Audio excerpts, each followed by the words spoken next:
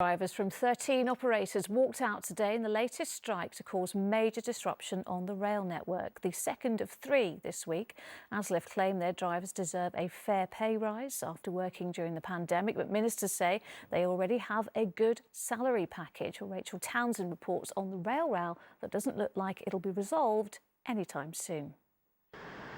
Deserted platforms, an all too familiar sight in recent months.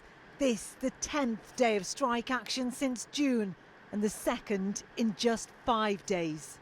Well, I was completely caught out. I didn't realise, and I was going to the hospital to get some urgent medicine.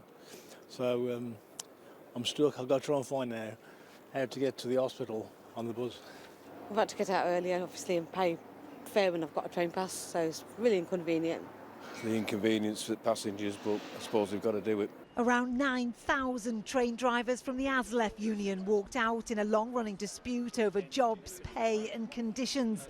Ali Puyan runs this Italian takeaway a stone's throw from Birmingham New Street. The cheese on top? He usually gets around 30 lunchtime customers. Today, he got 4. The strikes has disabled the city, really disabled the city. I mean, everybody's struggling with these strikes. So do you think if the strikes continue, your business could be threatened? Yes, it does. If it's carry on like that, I think we would be on the edge to close down and go. On the picket line at London King's Cross, defiance from ASLEF, who say they'll keep striking until they get a pay rise. We haven't had a pay rise for 3 years. You know, my members went out in the pandemic not knowing if they were coming home. Yet the people who've gone to work for the last 3 years, all railway workers and train drivers, are not getting a pay rise. The rail workers that are going on strike have got a very good package of salary and other benefits, and the people that are most disrupted by this are the people who are least able to deal with this disruption. Those working people are the ones that the union bosses should be concentrating on, because they're the ones that are disrupted the most.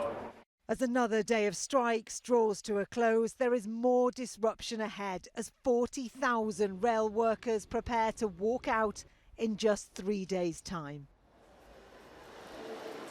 Well, any solution in this dispute feels a long way away. In terms of negotiations, the new Transport Secretary, Anne-Marie Trevelyan, has met with both bosses from the RMT and ASLEF unions, and they have both acknowledged a different mood and a different face to the government. So reason for optimism perhaps, although I would temper that by saying they are yet to sit around the negotiating table, and only then will we know what progress, if any, has been made.